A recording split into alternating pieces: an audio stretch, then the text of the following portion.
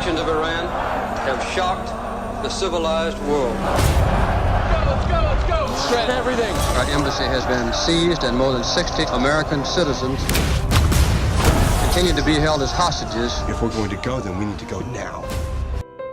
The Iranian hostage crisis was an event that forever changed the way society thinks of Iranians. This crisis was an event in which 56 Americans were kidnapped from the US Embassy in Tehran. The faction who kidnapped the Americans were a group of local Iranian students supported by Ayatollah Ruhollah Khomeini. These students have already once failed in taking over the embassy on February 14th after believing that there was a den of spies, but now they took a second chance at a takeover. Many think that the officials should have shut down the embassy after this attempt, saying that the crisis could have never happened if they did. Enraged by the newly released picture of the Shah and American officials such as Carter and Brzezinski, these students took a second shot, storming the embassy once more and taking 56 hostages, thus beginning the crisis. The significance of the picture was that it confirmed that Carter had communicated with the Shah and allowed him to enter America. The Shah wanted so desperately to enter America for treatment on his recently diagnosed lymphatic cancer. After hearing the news, the Iranian students became furious with America's actions, for the students were against the Shah and wanted him dead for his past actions against the people of Iran. Disliking the Shah started when he established the Savak, a police force that was infamous for brutally torturing and killing thousands of people. Alongside the Savak, established in 1957, Iranians disapproved of the Shah's political and economic relations with the US. This bond can be traced all the way back to 1953 when the US helped Britain stage a coup against Mohammad Mossadegh. The coup's purpose was to put the Shah back into power while removing Mohammed from his throne. Restoring the Shah's power was backed by the United States because the British had asked for their help multiple times, eventually convincing them to agree. The British wanted this so badly because they made lots of revenue from the oil industry in Iran through a contract that they signed that gave them ownership over one of the biggest oil companies, BP aka British Petroleum. The Shah was interested in keeping this contract, which would benefit the British immensely. However, Mohammad Mossadegh wanted to cancel this contract and open up the trade to others all around the world. Seeing that they could lose lots of money if that happened, the coup was staged and executed. After the Shah was put back on the throne, the relationship between the Shah and US strengthened. Having a strengthened bond, the Shah spent billions of dollars on American-made weapons. Despite the fact that the Iranian economy was declining, the Shah continued to spend the country's money recklessly. Fed up with the Shah's unreasonable decisions, Iranians turned towards a new leader, Ayatollah Ruhollah Khomeini. On January 16, 1979, under the guidance of Ayatollah Ruhollah Khomeini, the people overthrew the Shah by facing him with an army mutiny and violent protests. The Shah fled to Egypt, where he was diagnosed with lymphatic cancer. On October 26, after being overthrown, the Shah turned towards the US, wanting to enter New York for cancer treatment. Iran, now led by Ayatollah, demanded the US return the Shah immediately to face trials of crimes that he had committed during his reign.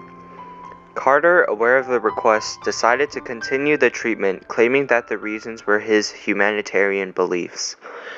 Little did Carter know this claim would result in the failure of a second term for presidency and engrave a prejudice against Iranians that lasts to this day. Now that the US had again made relations with the Shah by allowing him into New York, the Iranians became furious, causing students in Tehran to revolt and take 56 hostages. Upon hearing this news, President Carter immediately started to negotiate treaties with the Iranians, to of no avail. Carter started to feel the pressure of needing to take action, and the media was a big factor in this building pressure. The media broadcasted everyday news about the current situation. After 6 months of unsuccessful negotiations, Carter eventually opted for a more aggressive approach, Operation Eagle Claw.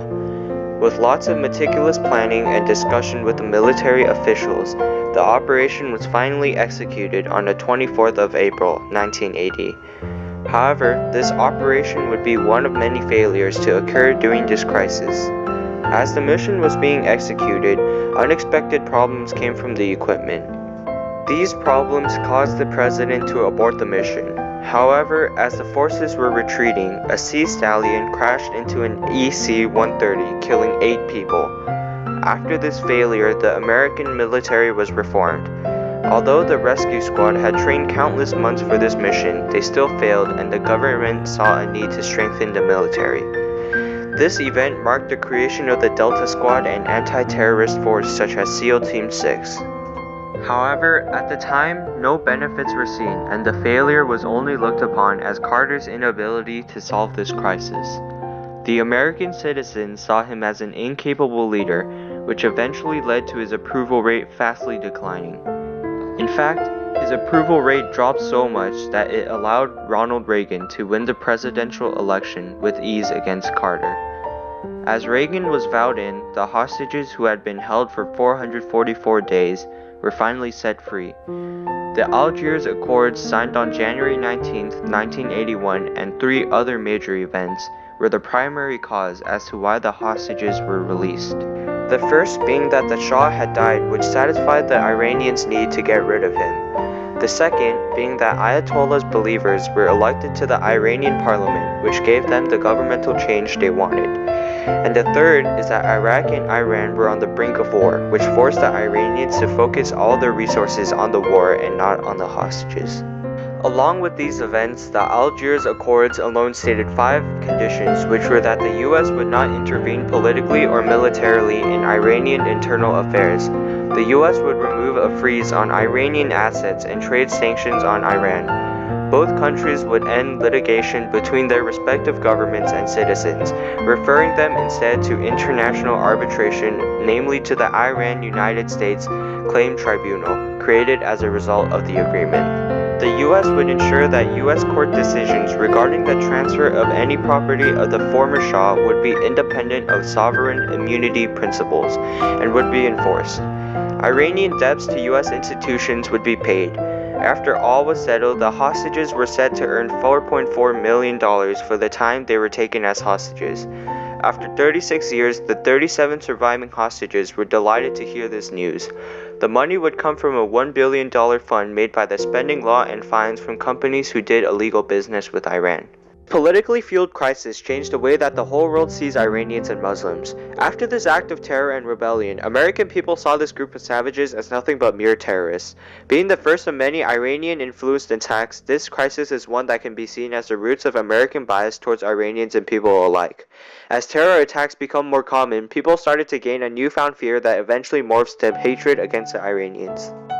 This fear and hatred started to grow, eventually adding the Middle East into the biases as well.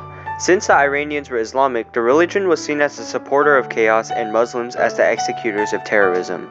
By judging the majority of Iranians due to one event, Americans gained a new bias that was strengthened throughout history, even lasting until today. Back in 1980 when this occurred, this event was the top story for all media outlets. Like today, most of the media outlets dramatized one major point to develop and influence America's view of the entire situation.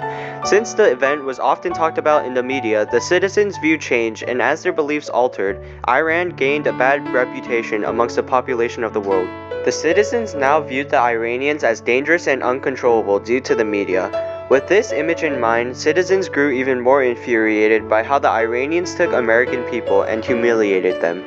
Wanting their loved ones back from these merciless terrorists, US citizens walked the streets burning Iranian flags and pictures of Ayatollah Ruhollah Khomeini in rage and protest. People of the US also changed their view on the stability of the Iranian government. Having recently been overthrown, the Iranian government was unstable, making them unpredictable and dangerous in our nation's view.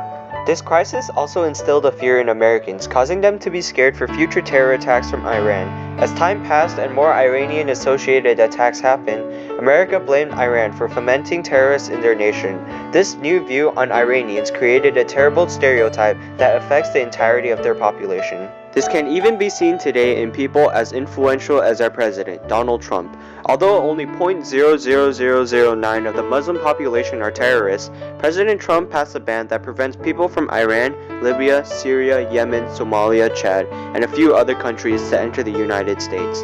Trump's strong bias shows just how badly the crisis damaged America and its belief. Although the crisis happened over 30 years ago, the after effects can still be felt today. With all the recent terror attacks occurring in our world, our prejudice against Iranians and others alike stands strong and isn't going to go away anytime soon.